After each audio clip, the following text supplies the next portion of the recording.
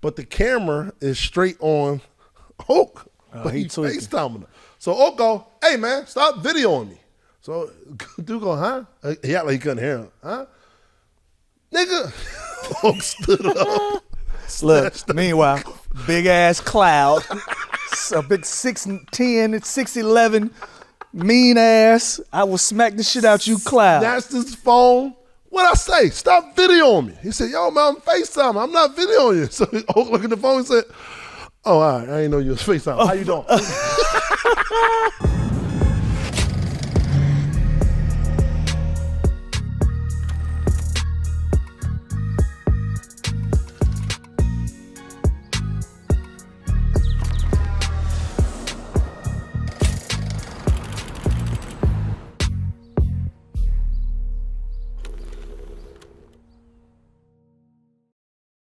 Welcome to the Underground Lounge, where the humor can get dark and real conversations start. I am your boy, Lou Will.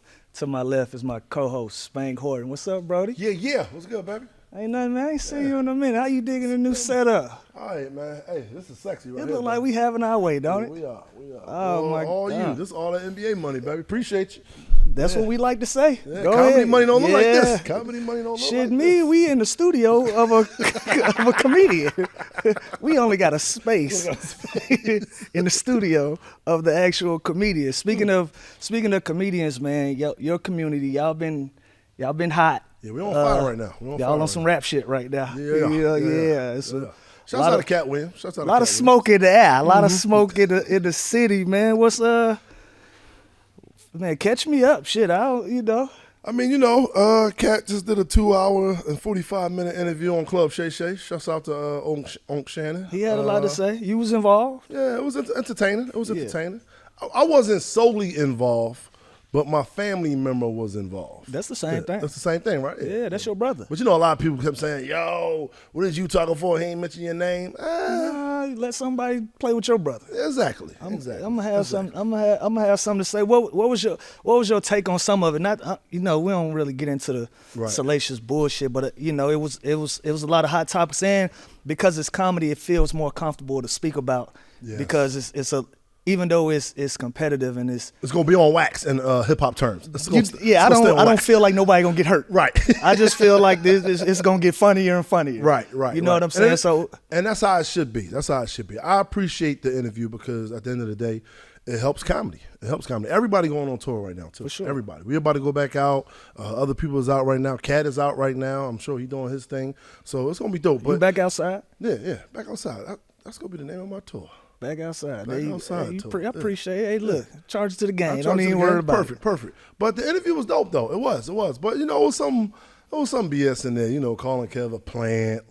Like, when you call somebody a plant. Let's address it, because people say Kevin is a plant, or I've heard the term plant. Mm-hmm. You can't plant a motherfucking NBA. Either you can hoop or you can't. Right. And if you did get planted, we gonna make sure you get unrooted immediately. Right. Get your ass out of here. Right. You know who you could probably say who felt was a plant? Not really was a plant because he could hoop, but because they went at him. The Bulls, Kukoc. Fuck no. I know he wasn't a plant, but the way Jerry Krause. No, nobody said it. I'm just saying. Oh, that's how they felt at that time. Right, you know at what? that time. Because the game wasn't international at that point. Right. The game wasn't international, so you weren't really looking for talent. They had the man, God bless his soul. Mm-hmm. His name is slipping me right now. That was from overseas that passed away, played for the Nets. Oh yeah. But Petrovic. Yeah. So before that, the game hadn't gone overseas. It hadn't reached to where it's now.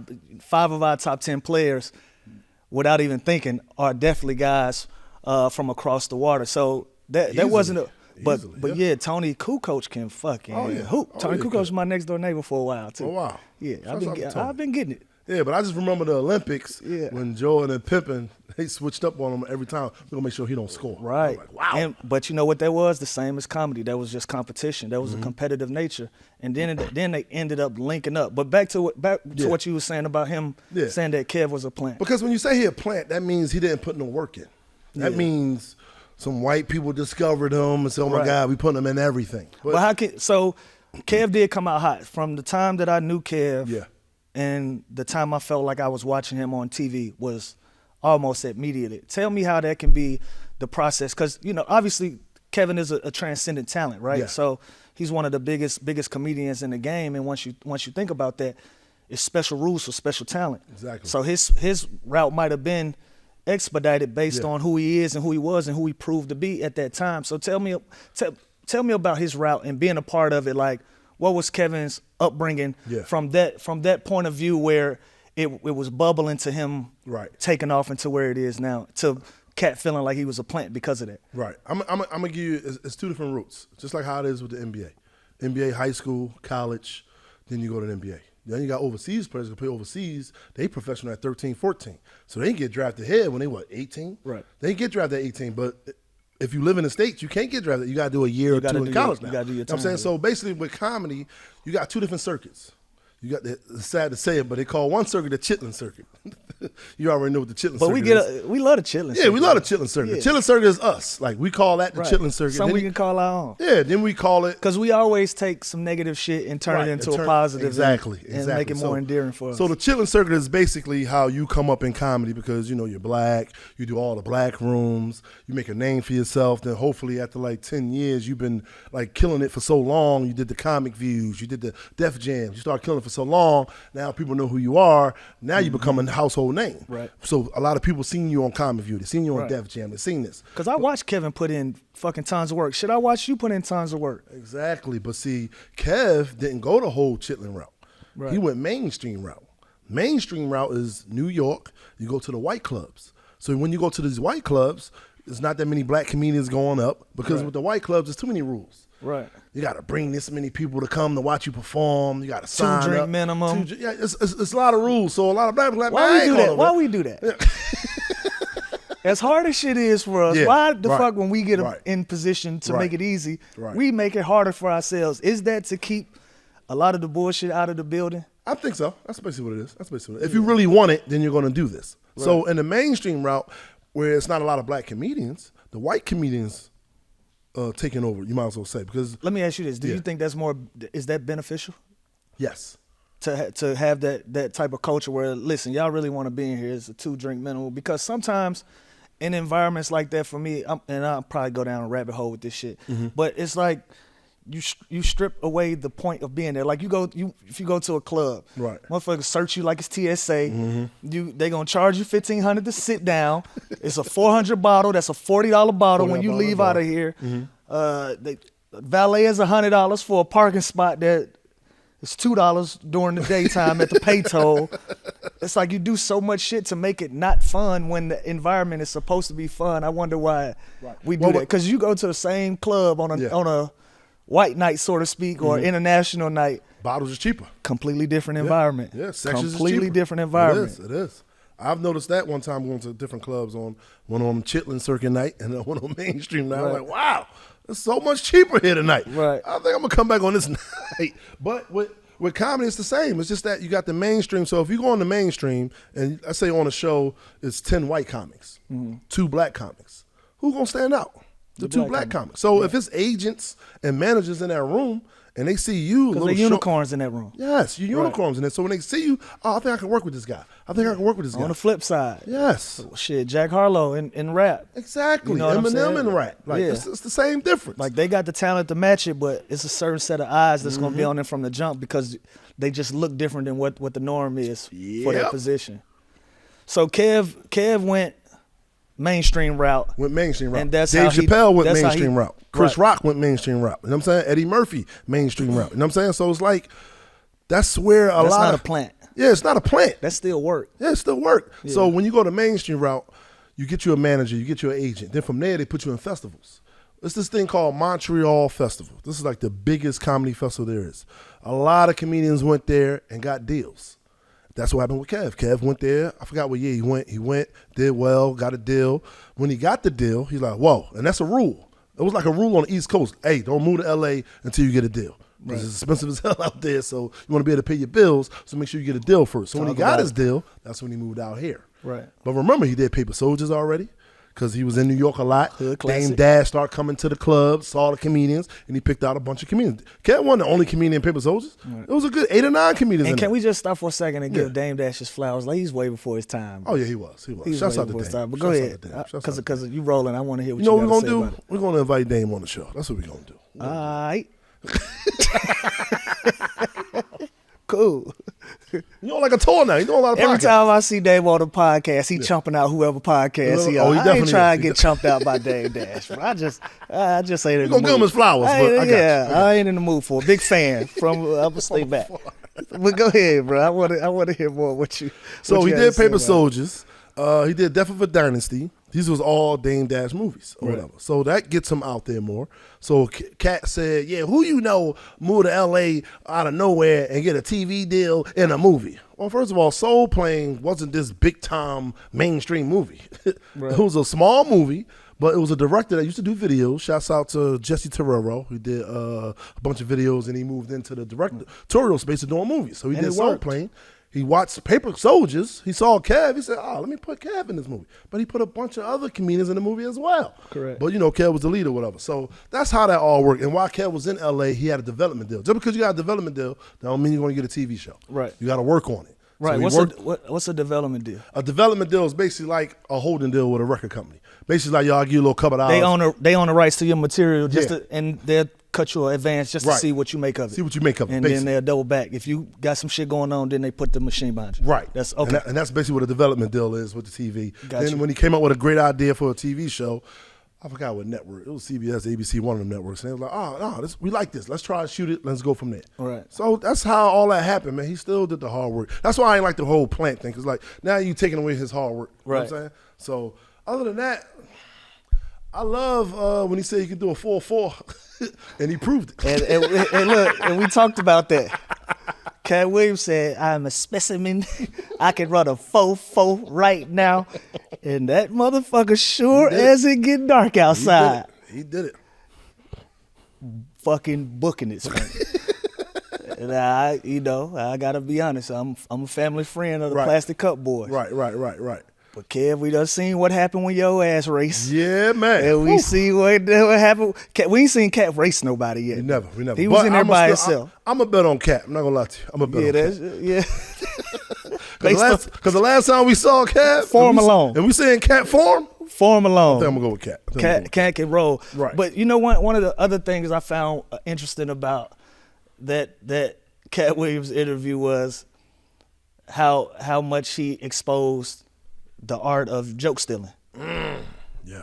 And I didn't realize that was such a prominent thing, obviously it's gonna be frowned upon. This is my material, and you stealing my shit. But it's a whole lot of fights underground that y'all don't even know. Yeah, but that's what I'm saying. So if we didn't get anything from that crazy ass interview, and shout out to Uncle Shay because I thought he did a tremendous job. But if we don't get anything from that, it created an competitive environment that we never seen in comedy that made it so interesting to us because we love comedy. Right. We always champion our comedians. So to see the competitive spirit of it comes out, it's like, oh, y'all just like us. Yes. Yeah, y'all just like us. What's your opinions on motherfuckers joke stealing?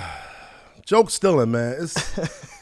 It's tough, man, because it's been times when I felt like I thought of a joke that I never heard nobody say before. Right. I went to a show. I see a comedian. He performed. He does the joke. Now I know. Matter of fact, I'm in Atlanta, and I can't remember if it was Carlos Miller or if it was K-Dub. I never even told them this. We can't put that old Carl. I like No. I'm not saying they stole the joke. What I'm saying is we thought alike. Right. So a lot of that shit is point of view too. It is. But listen, from state to state, coast to coast, you grew up in the hood, in a city, a lot of the experiences are the same, bro. Right. So when I go to Atlanta, mind you, I'm doing this joke in Philly, New York, Jersey. Killing. I come to Atlanta to work out, perform, basically. So I don't know. I can't remember if it was Carlos or K-Dub. It was one of them, though. Both my shouts out to K-Dub, shouts out to Carlos Miller, 85 South Show. They're my guys. So they on stage. I'm in the back waiting to go on, and I hear a joke about that I usually do. I was like, oh, shit. I got the same joke. But I know they didn't see me because, mind you, I know these guys. So I know they didn't see me do the joke before. I got a question about that. I ain't going to cut you off. Go ahead. I never seen them do the joke before until now. So I'm like, I can't do that joke no more.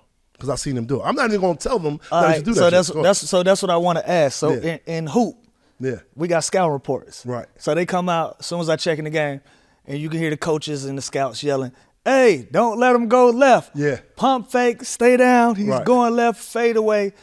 And it's like, what do you do in a moment where you feel like, damn, they know my shit? Do you call an audible or do you just scratch that shit all the way? I scratch it because if you're gonna perform before me, I gotta scratch it. Right. You know what I'm saying? Because you're gonna hit a joke twice, and I was like, whoa, what the hell? And let me say the joke because I want to say the joke because I never told them the story, so hopefully they hear it. But oh shit, you still that joke too? Yeah, I did, but I didn't take it from you. Right. Man. I saw you do it, so I stopped doing it. Basically, it was a joke about AIDS joke. I said, yo, men and women take the AIDS test differently. I said, women take the test. They go down to the doctor, set an appointment, take the test, get the results, come back, they good.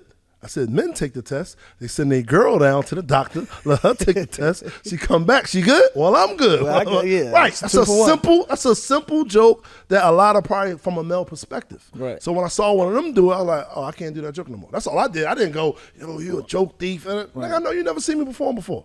Well, I know you seen me perform before, but I know you ain't seen me do that joke before. You know what I'm saying? So I just scratched it. But joke stealing it's a real thing though. It's prevalent in the community and very frowned upon. Does it get physical about jokes? Yes. Can it get physical about a joke? There's a lot of fights in the comedy world that a lot of people don't know about, man. See, that's what we love. From your Martin Lawrences from back in the day. That's what we love. Bro. Y'all got to get on y'all TMZ shit now. Y'all got to keep the cameras rolling. You know, rappers, entertainers, the cameras are fucking rolling at all times. No, it definitely is. It definitely is. But I'm glad that interview was needed, though. No bullshit. The interview was needed for the comedy world because the underground comedy world is not really known like that unless you go to comedy clubs, your local comedy clubs. Mm-hmm. A lot of people are not familiar with the underground comedians. They're familiar with the comedian that's on TV. Right. So all they know is the Cavs, the Jamie Foxx, the D.L. Hughley, the Steve. They only know the ones that's on TV. You know, my favorite shit, I call you every Monday. I want to go see up-and-coming comedians. Right. Yeah. That's the best comedy is the underground because those are the guys that's hungry and they want it. And I'm trying to tell you, if you really want to see some pure comedy, go to your local comedy club. Trust me, you're gonna see some shit like, oh shit, he funny as hell. God damn. But that's the game. That's the game. You ever stole a joke? I never stole a joke. I was. Were you inspired? You're gonna be inspired by a joke. Nah, I'm talking shit. You're gonna be inspired because you're gonna hear a joke. I'm like, you know how you ask a motherfucker question one way and try to find another way. Yeah, try to find a new angle. See if you'll get inspired because you'll hear a joke. I'm like, damn, why I ain't think of that. Right. You know what I'm saying? But I had got questioned about doing a joke. I'm on tour and I do a show out here at the Hollywood Improv. And a comedian, shouts out to, God damn it, what's his name? I can't think of his name right now. It's still in my mind. It's going to come to me, though. He does the joke. He goes on before me. So I'm like, he does the joke. So I say, all right, I got to scratch that. I can't talk about that. It was a cell phone joke. It's about, how guys be when they get their cell phone and they around their girl, and your girl say, hey, can I use your phone? It's like, what you want to use my phone for? Why don't you just use your phone? Well, my phone died. Well, charge your phone up, and then when it charge back up, use your phone. And then there's other little aspects you talk about the cell phone. So he did that. So I said, I'm going to scratch that tonight. I'm not going to do it. Mm-hmm. So a week later, I think I did another show in L.A. He was in the audience. I said, you know what? Let me do my cell phone joke so he won't think I stole from him. Did it right in front of him. Killed it. Get off. He comes approach me at the end. I didn't know him. The reason why I didn't approach him at the first show because I didn't know him. Mm-hmm. So I said, I'm not going to approach you because I don't know you like that. I don't want you to take it the wrong way. But now he approached me like, yo, you stole my joke. And I said, bro, I didn't steal your joke, bro. Trust me, I didn't. You was on the show with me. You went on before me, so I couldn't do the joke too. I'm not going to touch the same subject that you touched. That's just stupid. Right. And we had different scenarios with the joke, but at the end of the day, it was a cell phone joke. It's like having your gas is so high now. Damn. A lot of comedians going to have a similar joke to that. Be a common joke. Yeah. So, hey, that was the only time I was ever been accused. Welcome to the party because in basketball and sports, I feel like our veil has been lifted so much with social media and so much access. The NBA, I think the NBA is the #1 sports league in the world because early on they took a WWE approach to presenting us as bigger than basketball. Right. Okay. Yeah, I see that. You know what I'm saying? Mm-hmm. Like so much access. You got the 30 for 30s. Mm-hmm. Now you got the Stephen A's and you got the guys that's behind the scenes with their sources, and it's so many. They be lying too. They be lying about. Of course, they lying about their sources. I can be source told me. I can be an anonymous source if I smoke enough. You know what I'm saying? I can convince myself of some bullshit and just say that that's what's going on. But because you have so much access to what's going on in our lives outside of basketball, that has made us bigger parts of the entertainment world. So now the veil is coming off of some of our comedic heroes. You know what I'm saying? Like in that clip, he was going there, Cedric the Entertainer, who's one of my heroes in comedy. It was like you're putting goggles on people that you've never had on before, and you're looking at them like, come on now. Hey. Because look, because I gotta say something that hurt my motherfucking feelings about that shit. As a young boy, I was 1,000% convinced Steve Harvey got the most perfect hair a motherfucker ever seen, man.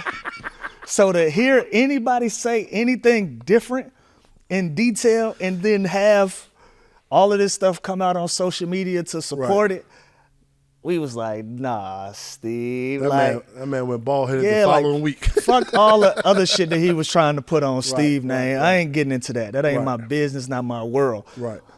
But that hair? Yeah. No, I ain't gonna lie. That hair was a time. I ain't gonna lie. I used to tell my barber, hey, bro, you gotta get a little sharper, man. Look at this. We need that Steve Harvey. We need that Steve Harvey. Steve told us he was getting his shit cut every day, twice a day. He was paying his barber, which when we heard it the first time, we thought it was outrageous. He's like, I pay him $1,000 a week. And this was pre the $100 haircut. Now you can't get your shit cut for less than $60 to $80. Jeez. Don't let nobody make a house call. Shout out to my barber. Shout out to mine too. Yeah. House call $250? I don't know. I owe mine some money. Shit. So, cause my barber hang out with me too much for me to pay him every time I get my hair cut. All this free tequila and vibe. Yeah, he catch some immaculate vibes being around. So some of these is on the house. We ain't even gonna discuss it. What's up with that shorty you was talking to, bro? That was all me. Come on, bro. Look, he sent his Apple request. I'm gonna send my Apple request. However you want to do it.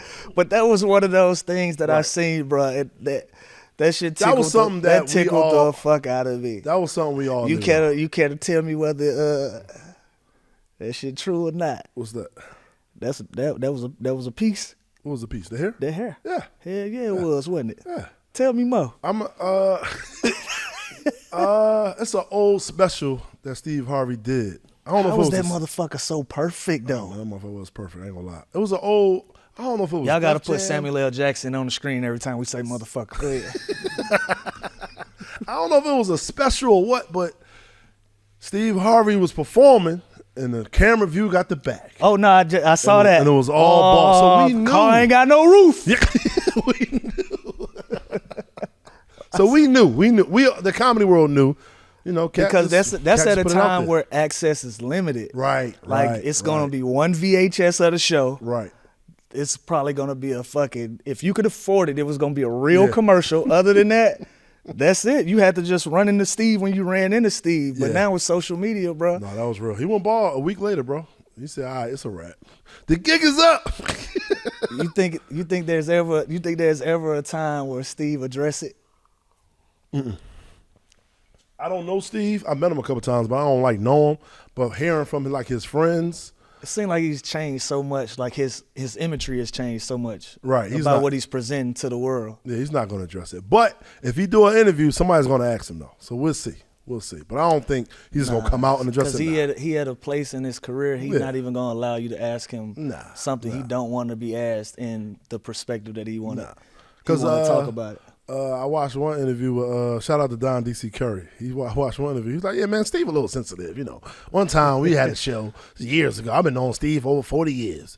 He said one show we was doing, he said he walked into Steve's dressing room talking to him, and he said Steve was right under the ceiling fan. He said, hey, Steve, man, you might want to move, man. You don't want the ceiling fan to fuck up your toupee, bro.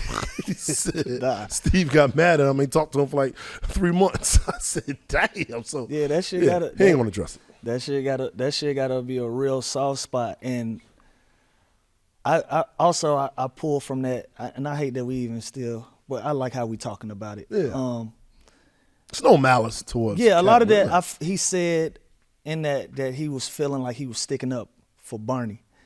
for Bernie Mac, and we love Bernie, man. Bernie is the people's champ, and we love Bernie so much. And you know, he went into detail about the kings of comedy and how the show was structured and all of that stuff. Give me a backstage view of how shows work, especially when you got a bunch of powerhouse comedians on a show together. All right, I did the Shaq comedy tour. Was it Shaq All-Star tour? I did probably like 5-6 shows. I was actually on the tour. This was at the time when Kev was leaving comedy clubs and was about to jump into theaters. So I had to make a decision. Do I stay with the Shaq All-Star or do I roll back with my little bro? So I was like, But even he did the Shaq All-Star. Yeah, he did the Shaq All. That's what made me like, oh, man, I got the call to do it. Yeah. Let me go do it. So I did a couple shows. That's one of my favorite ones, too. Kev was on that one. Fucking Tommy Davidson. Tommy Davidson killed it. He killed that one. Tommy Davidson killed it. I even like when Sid came back. Sid was like, if you was Mexican. I think that's my favorite one. D. Ray Davis, Ari Spears. I think that was it. I hope I ain't forgetting nobody. Yeah, that was it. Yeah, that was it. They all killed that one. That one was a flawless. So the one I did, it was me. Well, if I'd have taped, because I didn't do the whole tour. And I said even said, like, I love Sid. I don't know why I said it like that, but go ahead. Yeah, Sid was hosting it. Yeah. So the one I did was probably 2000, I want to say 12 maybe, 11. Because his was 2009. I was probably like 11, I think. So I was on the tour. I did like 5 cities with him. It was me, Michael Blackson, Gary Owen, D-Ray, or somebody else. I can't remember. Oh, Capone. Shouts out to Capone from New York. It was Capone. And sometimes it was Tony Robbins on a couple of them. So they was rotating comedians too. So if I'd have stayed on a tour at the end, I'd have probably taped, and then I probably could have, I probably wouldn't have been a Plastic Cup boy. We never know. Right. But I knew my boy was ascending in the comedy game. It's my bro. I'm like, yeah, I'm rolling with you, bro. So I roll with Kev on that. But no, that Shaq All-Star Comedy Tour was a thing at the time. It was a thing. You should have went mainstream, dog. I probably should have went mainstream. I probably should have. You too. But I like where I'm at, though. You just black, though. Yeah, I'm all black, bro. I'm all black. Shouts out to Dr. Umar. I'm all black. One more thing I was supposed to lead you to the black with the. Go ahead, lead that shit. No, I got some shit to say about Dr. Umar. You want to go viral? Let's go. Let's go viral. Come on. Yeah. Shouts out to Dr. Umar, man. He did a podcast. He's going viral now. I don't be feeling a lot of that shit he be saying. I be feeling a lot though. I'm not gonna lie. Pause. I feel like when he's in his general teaching bag and he's trying to educate, I can listen to that with an open mind. Now when he started getting personal, like he said, when Kobe died, it was a conspiratory theory and all of that. I want real smoke about that. Yeah, he blocked me after that. I'm not feeling that shit at all. Like, to a lot of people, Kobe is you look at him as something that's not human because he was so magnifying and so popular. Like, that's a person I was with every day. Right. You know what I'm saying? So Kevin is somebody you with every day. You got a real relationship with that person. You done built with them. You know what I'm saying? And so when you wake up and you hear somebody with so much influence and all of these ears on them say some shit like that, that shit's detrimental. And I wasn't feeling that. So I wasn't. From listening to him from that perspective, I don't like a lot of that bullshit that he got to say. Yeah, that right there be the bullshit. But that's where someone like him, because you got to understand, people like comedians, we pop off. Basketball players, we pop off. Rappers, actors, pop off. These black activists, they don't really pop off like that. So they need to do little bullshit like that to pop off and then be able to give their message. At what cost, though? Yeah, some bull. It's definitely some bullshit. Fucked up about that. No, it definitely is. Yeah, at what cost? Right. But some of the shit he do say, I respect. I'm not gonna lie. The whole keep the black wealth in the black family, marry a black woman. I get it. Now he's not hating if you go marry a white woman. He's just saying he is. He's not. He's blatantly saying don't do. Yes, he's. No. He's blatantly saying don't fuck with white women, and you're a piece of shit if you fuck with a white woman. He's not. I don't think he's saying that. I don't think he's saying that. Because this is why I don't think he's saying that. My opinion. This is my opinion. Because when he was on the Button podcast, shout out to Joe Button. On the Button podcast, he was on that man's ass about who he was. Yeah, who that man was in love with. Right, but listen to what he said though. He said, "Look, my apologies to her. No disrespect, and proceeded to fucking disrespect everything about their union. You can't keep black wealth in the black family if you marry a white woman. You can't. Right, but listen, can we agree to this? Yeah. 100%. We'll never get anything 100%. We won't. Anything. Right? Nobody. That's all perfect. right, so cool. Perfection. So Never if you do. got how many hosts on that show? It's Melissa Ford is on that Melissa show. Ford. You got Joe. Got Joe. It's You got five guys. Ice. You got Ice. Ice. It's 5 guys on that show. Yeah, it's 5. Yeah. The one guy with the white girlfriend, that's who you wanted to turn your attention to. So the percentages. No. It was because that shit went viral too. When he was saying, and my opinion ain't shit because I only seen the clip. I didn't see the interview. So I saw the interview. I just seen the clip. So fuck it. That's just but my opinion. no. What happened was he kept going back and forth with Dr. Umar. So after a while, Dr. Umar goes, "Hold on, I just thought about something. Are you half white?" He said, "No." "Are you dating a white woman?" He said, "Yes." "That's the reason you think the way you think." I said, "Dang." The way he pointed it out, but then he was like, "No, I've always been objective about these types." But that ain't a hard stretch, mind you. I don't give a fuck about nothing he say. So No, I know we you don't. just, I know you don't. that was the person that you decide to turn your attention to. So I just don't be feeling that. You know what I'm saying? Mm-hmm. Especially when We gonna get Dr. Umar up here. I'm all for it. But in real life, I touched a lot of communities in Philly. Right. No. That's another thing. Dang, what's I his touched name, a lot man? of communities. My name is certified in the community when it comes What's his to name that he was when talking it to, comes the to light-skinned community guy? work. Them people done seen me boots on the ground. Yeah, because that's what he hand to hand passing shit out, really touching the people. That's why I can say loud and proud, Philly is my second home. Right. And nobody will dispute that. Right. Where he from? Dr. Umar, Philly.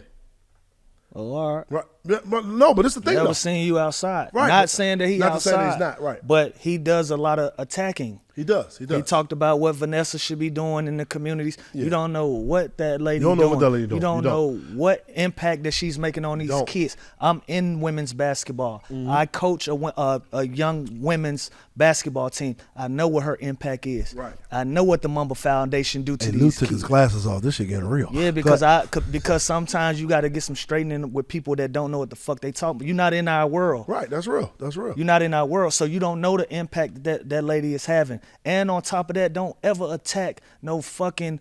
I don't care how long she gonna grieve forever. Hell yeah.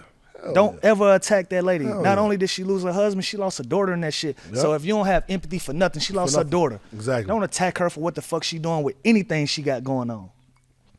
Respect. That's real right there. So I don't like nothing about what he got going on when it comes When to. it comes to talking like that, then you don't want to hear nothing I don't else. want to be, and that makes me look at all his shit subjective. That's right. And I have to deal with it in the lens I want to look at it. Right, no matter how knowledgeable that shit is, I'm still like, he make a point, but fuck him. Yeah. You dig what I I'm? think that's how You know what I'm saying? most of us look at him, though. I Right. think that's how. But I ain't gonna lie, I still listen. See, the thing about me, I'm down to have a conversation with him. Right. And if we knock this fucking set over, that's cool too. Like, nah, he's fucking Ish. he grown as fuck. I'm grown as fuck. Yeah. But I would like to tell him my perspective on Right. some of the shit that he's had very strong opinions on. Right, that I right. have very strong opinions on. Shouts out to Ish. His name is Ish. That's who he was talking to. But Ish even told him the same thing what you said. It said, I probably Ish, employ more black people than you do. That's what he told Dr. Umar. And Vanessa Bryan do too. Yeah, and Dr. Umar said, you probably do. Yeah. So Right. So it's shut the fuck up and let everybody cook and do what they do what they do. Like it's just a few things I've heard from him that really hit nerves with me, bro. no, I get it. That hit my nerve too, and he blocked me after that. I'm not even gonna lie. He blocked me after that. But do you agree with him? Some of the things I do. Keeping black wealth in black neighborhoods. Yeah, I doing get, it black I on get, black. I get, because it's like if you're a black man and you're wealthy and you marry a white woman, let's keep it real. Black men dying at an earlier age than most men, correct? Black men die. At an earlier age. Then okay. I mean, not black men. Men, period. I was Die trying before to- women. that's fault. why, because what the fuck you was trying My to get fault. I didn't across. mean to say black men die before. Men, I was like, I don't men, know about period. that because black don't. No, crack. Correct, yeah. Men die earlier than women. So Okay. therefore, if you pass away, all your wealth goes to the white woman. Okay. And then some go to the kids, but they go to that white woman and her family. You see what I'm saying? But all right. And I know the situation because I'm gonna relate it to my life right now. You know what I'm saying? Shouts out to my grandpop, who I'm named after. He was a lead singer of the Silhouettes, a doo-wop group back in the 50s. He had a gold record, and he was on American Bandstand, goddammit. And he had a couple dollars back in the day. Your granddad was on American Bandstand? Yeah, he was. He was on American Bandstand. That's fucking, I'm gonna send y'all the clip. only thing I ever heard of about the 50s and 60s when it come to music is American Bandstand and the Apollo. Yeah, exactly. And my grandpa was on there, and he passed away, right? And I feel some type of way because. Hold on, let's reach. Oh, no, hold on. Stop, bro. No, we're not. We're gonna keep it going because I still feel some type of way. Because he said, when you turn 16, I'm gonna give you my car. But he passed away. What kind of car was it? What kind of car was it? I got a similar story, but my shit a little more sensitive. It was a Nissan Maxima, but it was the station wagon joint. It was the shit back in the day, though. In what day? Back in the 90s. What year is your grandfather? He passed away in 95. Okay, I don't know why I was still in the 60s. Yeah, no, it was in the 90s. Nissan hatchback in the 60s, Spank. It was the 90s, all right. So he's like, hey, because he was teaching me how to drive and everything. He's like, yo, this is going to be yours when you turn 16. But he passed away when I was 15. And when he died, all his belongings went to the wife. He was married to a black woman, though. But he went to the wife, and I didn't get the car, bro. I was hot. What happens when you separate from the wife, you have a son, son way younger than all your other siblings, but y'all separated, but legally y'all married, and everything that was supposed to go to your youngest son goes to her. It go to you, and you never do right by the youngest son. What you think about that? Damn, that happened to you? I ain't gonna say it publicly. What I'm gonna say is, what happens? You will feel it. Yeah, that's how I feel. I feel away. I ain't never get that Nissan Maxima wagon, man. I would have been 16 killing it in high school, bro. You think, was his wife black? His wife was black. You hear what I'm hearing? But the little, well, my grandpa wasn't rich. Hold up, at that time in the 90s. So hold on, let me put my drink down. Let me figure this out. So you telling me, we talk about keeping black. But it stayed with a black family. It wasn't my family, but it stayed with a black family. All right, so that's remember we talked about the clubs and shit. Sometimes we make shit a little bit more difficult for us. Right, we do. Than we should. We do. Do you feel like you would have got that car if Amber... You think Amber would have given it to me? Amber would have gave you that. You know why? Because Amber wouldn't have wanted that motherfucker.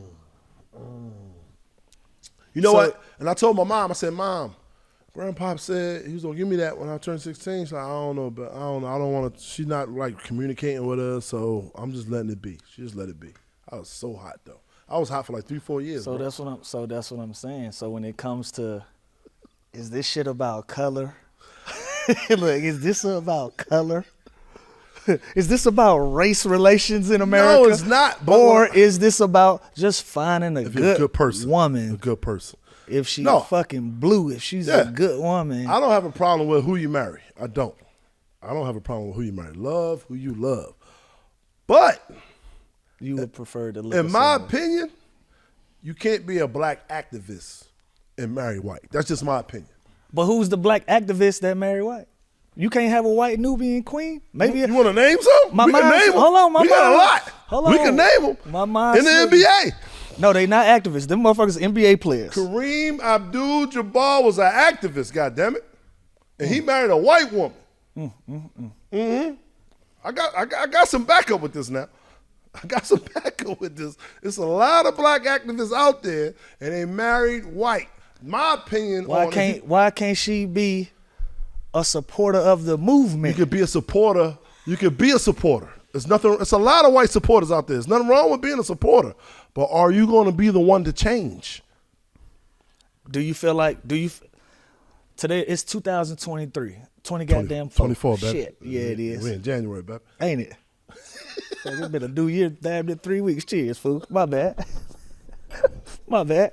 You know, mine slips me from time to time. You know, I got habits. Yeah, we drinking, brother. Yeah, I got habits. Yeah. Do you think Kareem Abdul-Jabbar had a positive impact on black people, black culture, and black history? Yes. So what his white wife got to do with that? Because again, at the end of the day, what's more powerful? Money, correct? Who Bill Russell's wife was? I don't know. I know he ain't married white because I'd have known him. The reality of this shit is The only activist wife that we really knew was Coretta. Yeah, Coretta, for sure. Other than that, for sure. It's not an irrelevant position, but it's irrelevant to be judged. For sure. I'm telling you, bro, it's a deeper. That's what. Get Umar to sit right next to you. I'm gonna grill both of y'all ass at the same time in this green chair. No, because look, what's the name said it? I don't know who said it. It might have been Dr. Umar. I can't remember who said it, but they said, "Yo, man," because I'm a product of it. I ain't gonna lie to you. I'm a product of it. Like, as soon as I got a little money, I did what black people feel like we could be fucking successful. I went and bought me an Escalade. And I went and bought me a Mercedes Benz, bro. You put rims on both of them, didn't you? Like, I put exhaust pipes on my first Escalade and everything. Niggas like, yo, Escalades ain't supposed to be loud, bro. Hey, fuck that. I'm doing this. Hey, listen, my first few cars, boy, I put everything you could on them bitches. My name in the seats, rims, grill, system, every fucking. It was like a routine. But like, I would buy a car and I wouldn't get it for a month because it went straight to the chop shop. Right. Here you go. It's a conversation in the NBA too, with white teammates and black teammates. What about? I can't remember what NBA players it was. I will tell you this. This probably what you're saying. Yeah. When it comes to the black NBA player and the white NBA player, the dynamic of your expectation when it comes to your family. Yes. Night and day. That's what it was. That's exactly night and what it day. was. When you're a black, majority of the time, when you're a black NBA player and you make it, this is for us. Yeah. Your hood, your family, your girl. Like, we have this we made it culture. Right. We do. You know what I'm saying? And so that immediately gives you so much unwarranted pressure. When I've seen my white teammates, we like, yeah, what you do with your new deal? Oh, man, shit, I'm still sleeping on the couch. My college roommate, and, you know, my parents are just letting me do my thing. And it's completely different dynamics of expectations, bro, in our communities. Is it like that for comedy, or is the money not the same? Not to say comedians don't get money, but is the expectation still the same once you get to a certain... You're a breadwinner regardless. If you're black and you're a breadwinner, it's the same expectation. It's us. It's a us thing. It's us thing. Nigga, we made it. I can show you a text message right now from 5 different people asking just for money. Oh, yeah. Just for money. They getting creative with it. They getting creative with it. You know the worst thing happened about get money guys and motherfuckers that need money? Yeah. It's too much access. Oh, my God. You got Apple Pay, We Pay. Hey, all I get is... PayPal. Hey, all I get Apple is... requests. I don't even get high. I just get requests. It's like, come on, cuzzo. Oh, nah. I don't play that game. Look, then I get the whole... Your whole number it's only $250. Your whole number would get blocked if you send me a request that I didn't tell you to send to me. All requests. I'm at that place though. Right. I'm at that place. Look, I was in the NBA 20 years ago. Yeah. I've been out of it going on 2. Yeah. Don't ask me for a motherfucking thing. I'm unemployed too, shout it.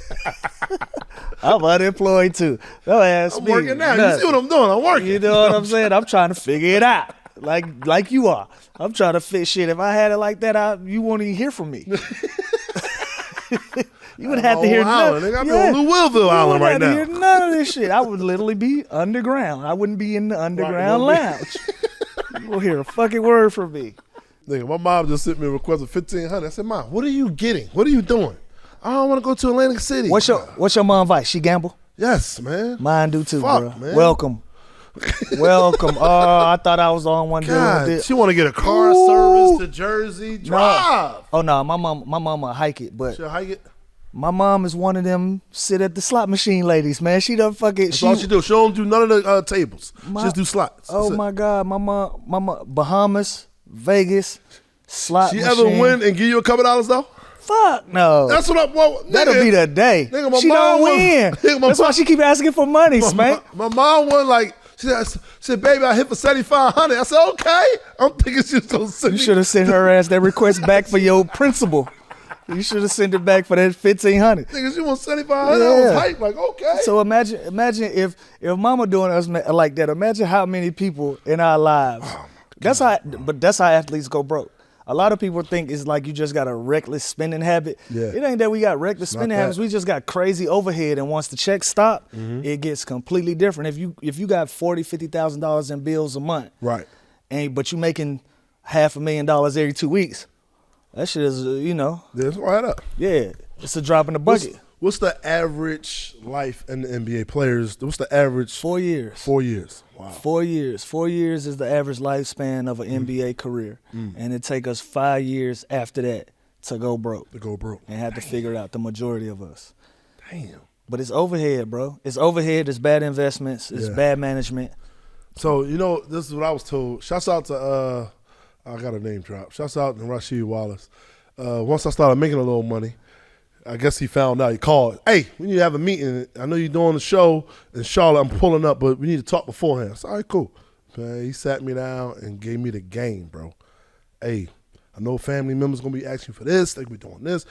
I don't know if it was like that perfect timing, but I needed that meeting, though. That's amazing. It was just one-on-one because, we went to Simon Gratz High together. That's amazing. Top basketball school, you know what I'm saying? I played on the team. Don't start that shit. We was top 20. Spank. You know what I'm saying?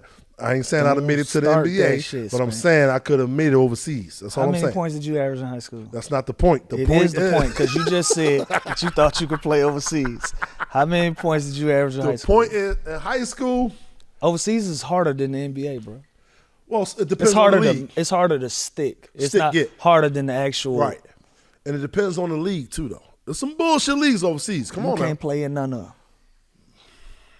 You can't, man. When I was fucking 22, 23, bro, coming out of college, I could have played over there, bro. That's like the worst overseas That's like league. me being a class clown, and I'm like, yeah, I could have been a fucking comedian. You could have been a low tier. You could have been a low tier amateur comedian because I'm funny in class. Fuck no, man. But it's a lot of class clowns try to do it. And that's another way you go broke. Investing into some shit you know ain't gonna work. That's another one of our problems. And they say the top ones is restaurants, car washes. Yeah, cause listen, it takes me to be 37 and retired to understand that you never invest in anything that you don't know what the fuck is going on. Exactly.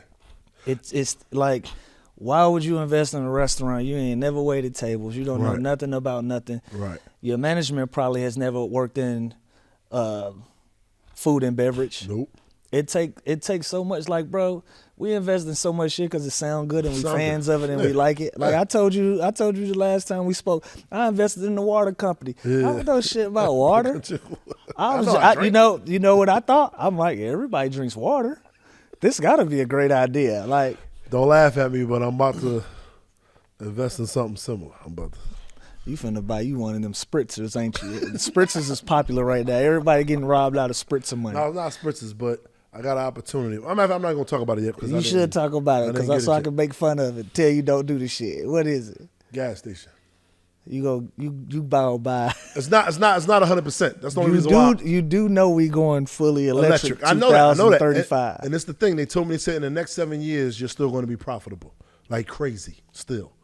How? After the 7 years, though, he said shit gonna get tight. That's why he said. Let me ask you a question. Go ahead. See, that's why we shouldn't invest in shit we don't know nothing about. True. Because he telling you in 7 years you still gonna be profitable.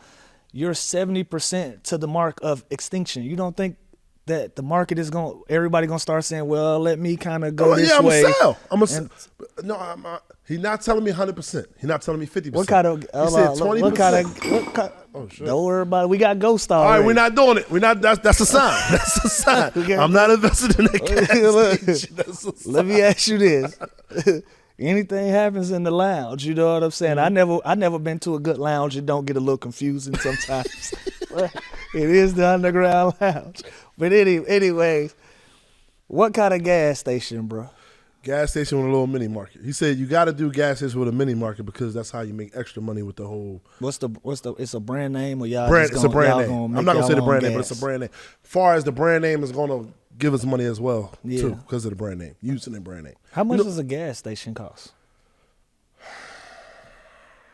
I gotta go to all my paperwork and all that. See, you shouldn't do this shit. You're supposed to be able to just answer because my financial advisor is doing all with me. That's all right. So that goes to my point. Like, think about, I came into the NBA, I was 17. Right.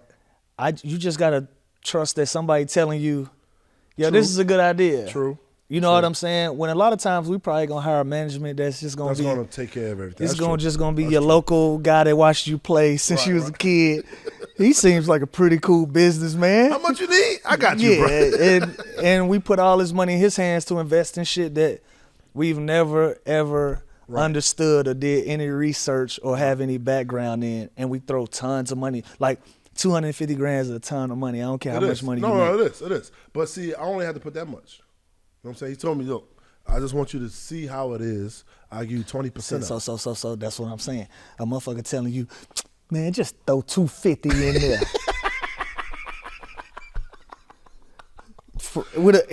Listen, this call, yo, man. hey, I listen. don't want to do it. Hey, listen. How much was your S600 you got? Oh, let me not tell you. Hey, come on, man. What you doing, bro? It's What you doing, crazy. bro? What you doing? Hypothetically speaking, if you had an S600 outside, how much do you think that S600 is? How much I paid for that? It was like 110, I think. We got a confirmation. 110? I think like 110. Would you toss a motherfucker your keys to two of them? Hell no. So again, it's language when these people talk to us about investing. Right. That's true. 250. Just throw 250 in there. Right. Like I done threw so many 250s at some shit Right. That's that true. I never got back. You had more 250s than me, though. You had more 250s than me. You put me out there. I got a mean jump shots. You can Google it. I can shoot. Google, yo. I can shoot. Yeah, you can Google it. People like to pay to see the shit, so it worked out. It worked out. However, I'm retired and I'm going to your show tonight. All right? You see how shit work? You see how it go?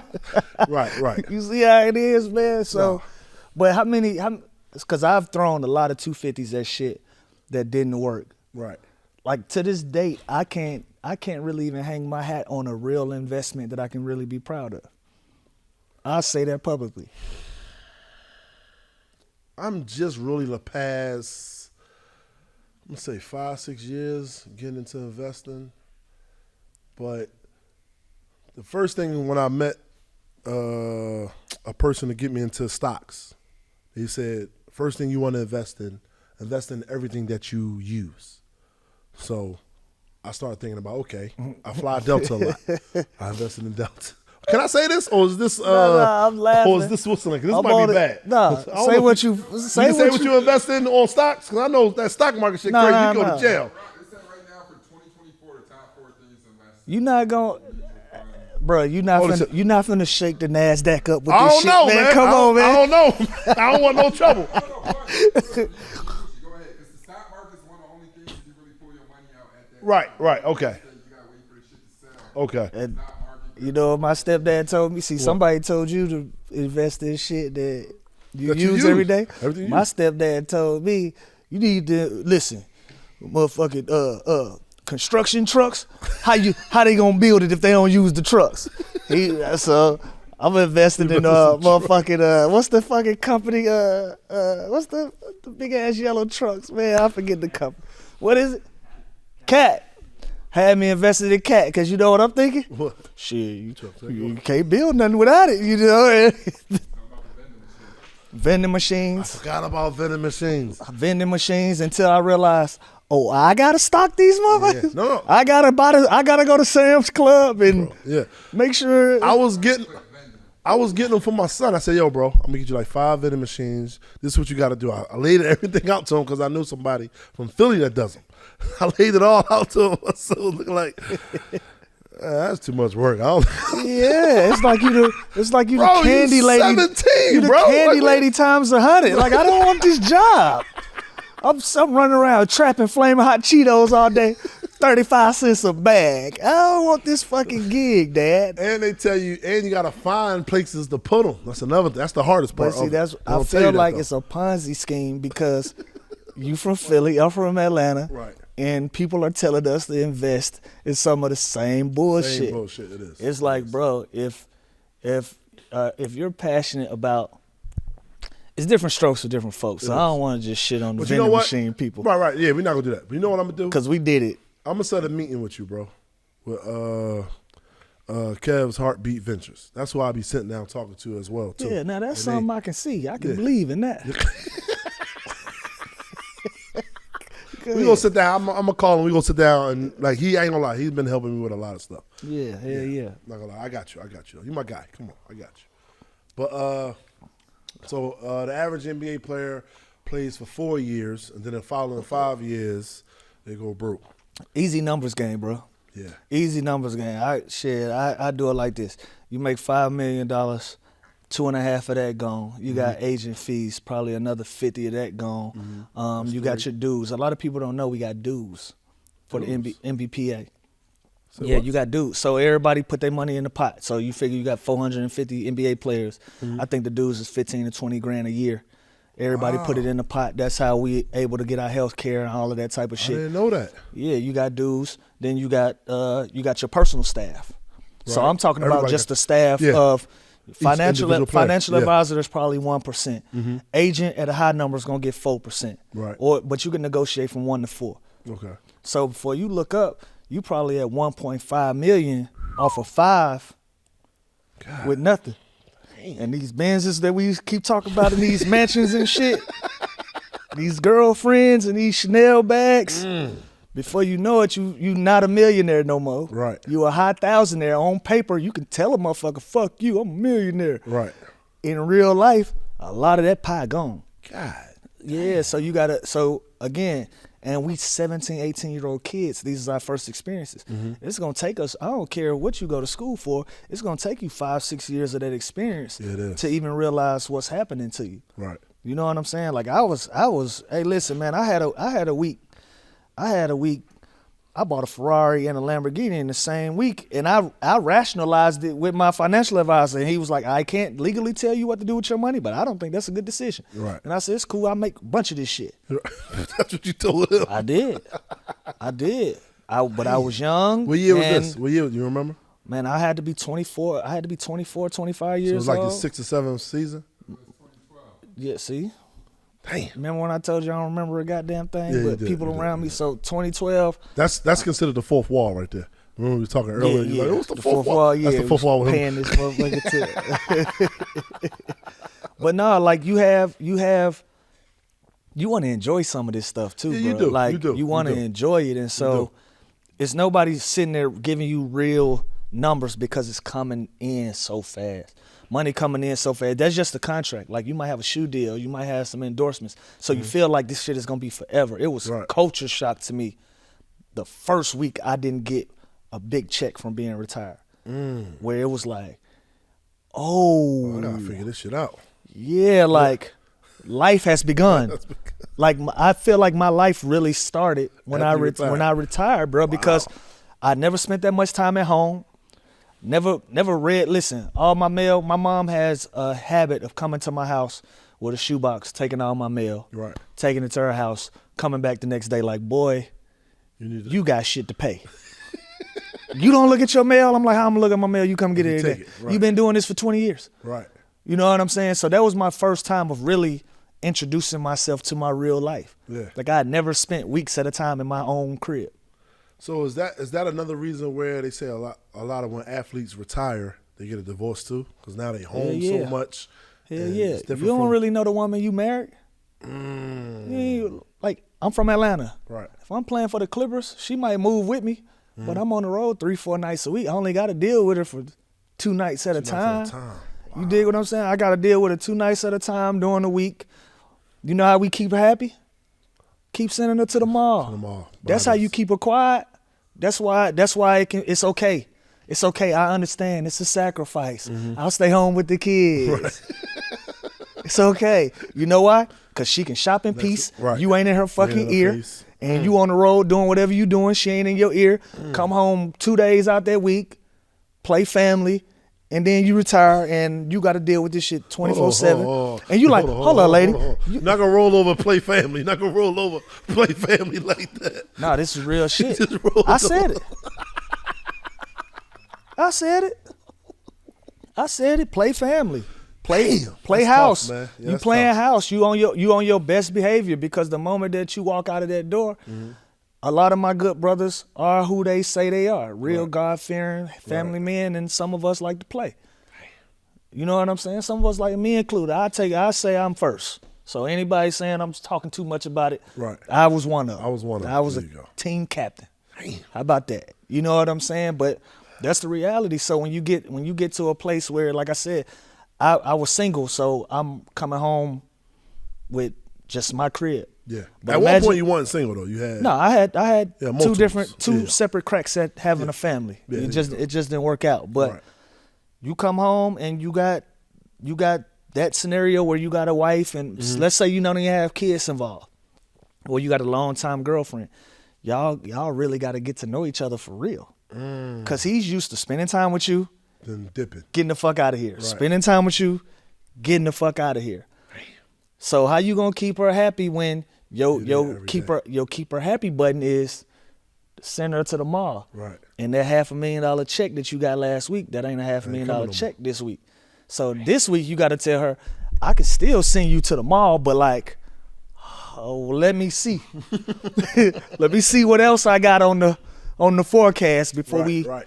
we spend the money on that. And that's when a lot of those dynamics, what you're used to, and the life that y'all have been accustomed to having for years at a time. Like you talk about a career worth of time, bro. If you're a 10-year vet, and let's add the kids in. Bring the kids into the scenario. Now the kids getting older. You don't want them to move every time you move. You might be at the tail end of your career where you're going to have a bunch of stops. Right. That's just how it go at the end of your career. Your ass just start sliding all over the place. You know what I'm saying? Now you got a 9-year-old. You don't want that 9-year-old to not have a consistent home, consistent friends, build a sense of community, build a sense of herself, be able to grow and become herself. So now you say, well, wifey, you stay at home. You stay where you are with the baby or with the babies or whatever. I'm gonna go out on the road. So now you spending months at a time without your family. So when you come home, man, y'all don't know who y'all are for longer than Who that little nigga? Yeah, for real, straight up. Because you know what it is? You get into your room, you check in, do your check-in phone call, Right. go back to living your life. She go back to managing the house. So you know your wife for 5 minutes at a time for real. Wow. So hell yeah, she leaving your ass when that shit when the shit that keep a don't- smile on her right, face right. ain't there no more. That resource ain't there no more, and it get different. Never looked at it like that. Yeah. I never looked at it like that. See how much information you can get when you just sit down and have a conversation with somebody like an NBA vet / retired. How about? I sound like you about to say some wild shit. No, I'm not. I'm not. Anytime a motherfucker clear their throat and look up, No, because when they come down, go ahead. Let me no, hear I'm it. about to segue into when you retired, right? We know each other. So when we retired, you had put a post on your story. Oh, And the shit, post what'd I on say? your story was on some Big 3 type thing, right? With Ice Cube and all that. You good. So I was like, You good, oh, boy. shit. Hey, My- you good, boy. You did this Hey, shit come before? on. Hey, come on, bro. I did it a couple times. You did this before? So when you retired, we thinking, oh, God, Lou going to the Big 3 man. now. What happened with that, bro? I thought it was Yeah, everybody hyped. Like, oh, shit, my guy Lou going to be in the Big 3 now. I thought it was premature for me to do it so fresh out of the league. Out of the league. I thought it was fresh. However, I was a fan of the league. Right. If anybody recall, I went to the very first Big 3 event in Brooklyn, New York. I was there. Oh, wow. Yeah, I was there because Shouts out to Ice Cube. Yeah. shout out to Cube for sure. Cube texted me and I didn't text him back. No disrespect. But I just felt like I ain't respond back in the right time, so I just let it be. So Right. no disrespect to Cube. But yeah, for that man right there, AI was the guy that was being featured. Yeah. So I flew up to New York. I thought it was a dope concept, and I was like, man, this is cool as hell. Yeah. And I got there in Brooklyn, man, and it was a ruckus environment. And I remember my first thought was, I don't think AI know what he signed up for. Right. Because I felt like my brother thought it was gonna be like an all-star game type of environment, Yeah, some friendly. fun, friendly, be able to do tricks. Right. And when I got there, the first game was going on, and Corey Maggette had tore his ACL right in front of me. Yep. I remember that game. And I remember thinking, oh shit, I don't think my brother know this is going on. Like, this is not gonna last long. You know what I'm a saying? lot of players that first season, a lot of players got hurt. A lot of guys, because I don't think they realized it was gonna be as competitive as it was and as it's turned into be. And I think that's one of the reasons why Cube isn't getting bigger names, bigger marquee guys, because man, you spend decades and years of highly competitive shit. Right. So when you retire and then you go into another thing, right, that's really not the energy really not the energy that you want. That's why you see now it's turned into a hybrid where the NBA players that he do have, they're older guys and they're getting celebrated, or they're coaching, and then the young guys, the young overseas guys, the street ball guys are carrying the league because they are still in such of a competitive mind state. Right. You know what I'm saying? And so for me, I was ready to do it. I wanted to do it. I started training for it. I actually had got to a place where I was preparing for it. Was tailor making my workouts for it. But then the business came in, and I didn't think it was gonna be something. I was just in a space like, listen, I ain't arguing with y'all about nothing. I'm gonna tell y'all what I want. If I can't have what I want, I'm not doing it. You know what I'm saying? And so the first little pushback I got, I was just like, got out of there. I'm cool. And I think that's probably where Cube is running into a wall with talent. Now, all the political, all of that type of shit, I feel for Cube, because I feel like I genuinely do feel like the NBA should work more hand in hand with Cube, because what he's trying to do is coming from a good place. It is. And if they're able to ever find a way to get on the same page, I think it could be beneficial for both parties, because what Cube is doing for the big three is revolutionary. It is. And it's giving guys an opportunity to make some cheese and travel on the weekends and light that old fire. Right. But it's a gift and a curse with that. Again, we used to certain accommodations. It's not the same. Yeah. So it's like the D League in a way. Would you? Not even that. It's not. No, even I'm talking like as far as like traveling, and because it's not the same money when you're in the D League and you're in the NBA. Yeah, I don't think Cuba get to a place where he's gonna be able to offer us NBA money, right? Mm-hmm. I genuinely think it won't ever get. Even if we get like a lot of sponsors and the NBA like work with him. I used to make $150 a game. I'm one person, and I ain't never made $10 million. So imagine what you dig. What I'm saying? I don't think it's ever gonna get to a place where that type of money is gonna be made. So if you're not gonna make that type of money, you at least should have your accommodation game down. Right, the hotels. Like at least have the lifestyle part of it still intact. If you're not gonna be able to do it on the financial side, guys already know coming into it, you're not gonna make the money. But it can't be motherfucking.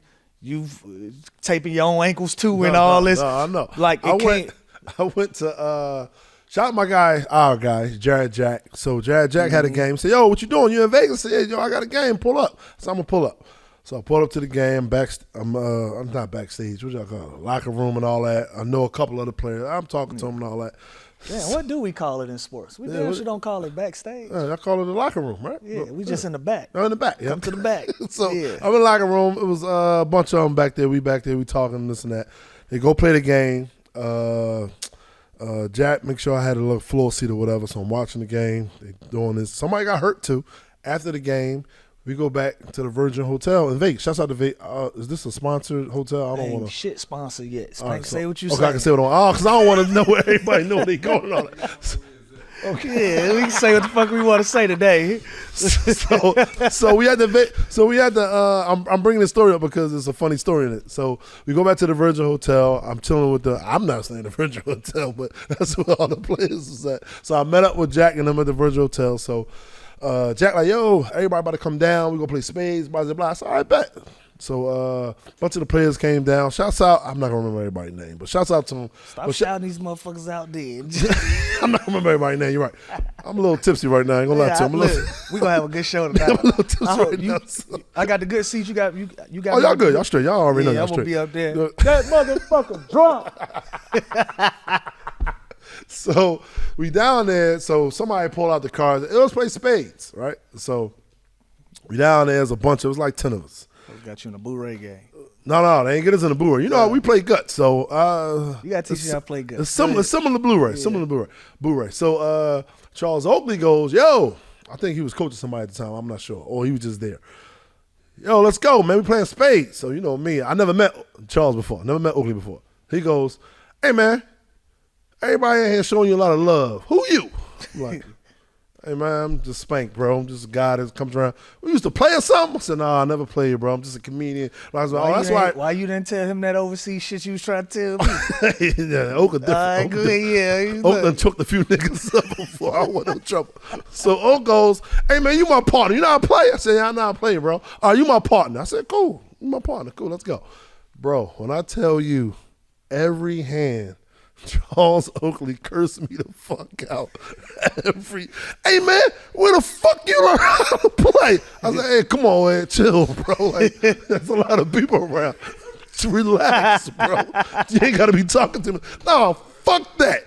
Play, bro. See, so that's how I feel about Dame Dash. Some scenarios, I'm not gonna set the table for Dame Dash to come curse me out. Fuck that. I'm not setting that table. But Bro. Dame Dash sit here smoking his weed. So you don't know what you don't know shit. what you doing. Yeah, I ain't doing that. Go ahead. Bro, he cursed me out every hand. Charles on the tip where if you're a partner, right, and you cut a hand, Yeah. you my partner. You gotta stay there. I'm gonna throw off. Right. So when I threw off, the other player cut higher, and then Charlie said, hey man, you supposed to cut higher. I said, you my partner, bro. I can't cut you. I didn't know he was cutting yet. He just started cutting, bro. Right. That nigga cursed me. I said, all right, I'm gonna cut you from now on. But I ain't gonna lie. After I started cutting him, we won every game. He probably got a style of play. Yeah, that's his style of play. His style is aggressive. Yeah, we play. Fuck that if you threw the 10 out, the cut, nigga, I'm throwing out the goddamn jack. We play spades with a lot of different groups of people, and it gets to the point we play so much that everybody just got their style of play. Right. You know what I'm saying? So you just countering the bullshit that they do. Like we got my homies Bash, Nate, Vok, Jizz. We play spades with them. They aggressive. So the first time that some get cut, we know immediately a spade is coming right behind it because now that's the game that they want to play. So that. But we don't play like that. Right. We might cut some, but if I still got ace, I'm going to throw my ace. I'll be back. I'm cutting. Yeah, so everybody got their style of play, and Oak was just on some aggressive shit. Oak was on some aggressive shit, man. I'm talking to the point where, so, you know, it's Oakley, shouts out to Flight, James White, God damn, man, my name is, but it was a bunch of us, whatever. So we all there playing. So one guy is on his phone FaceTiming somebody, but the camera is straight on Oak, but he FaceTiming her. So Oak go, hey, man, stop videoing me. So dude go, huh? He act like he couldn't hear him, huh? Nigga. Oak stood up. Look, meanwhile, big ass cloud, a big 6'10", 6'11", mean ass. I will smack the shit out you, cloud. Snatched his phone. What'd I say? Stop videoing me. He said, yo, man, I'm FaceTime. I'm not videoing you. So Oak looked at the phone and said, oh, all right, I didn't know you was FaceTime. How you doing? How do you finish playing?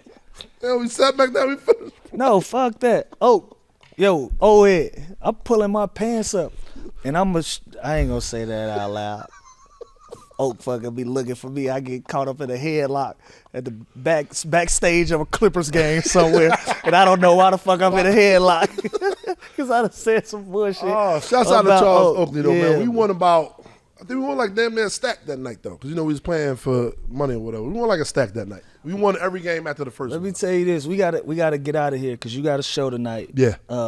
Evan like me to talk about evergreen shit, so I ain't gonna make it time sensitive.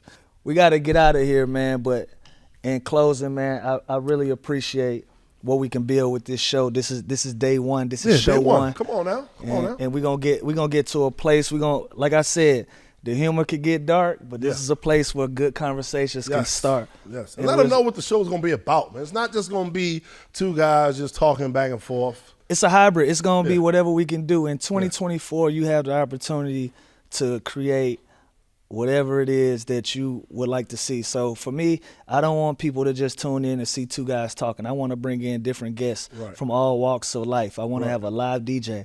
I want to have live performances. I want it to be a hybrid of so many things, a comfortable and fun place people can come. And sometimes and listen, and sometimes the conversation get uncomfortable and you can walk away from them and still shake hands with people. So that's what the Underground Lounge is about. It's all about good vibes, good energy. Hell yeah. And every once in a while, we might interview somebody or invite them into our space for the fact of getting some straightening. Right. Straight up and down like that. Spank Horton, Lou Will, Underground Lounge. Love. We out, y'all.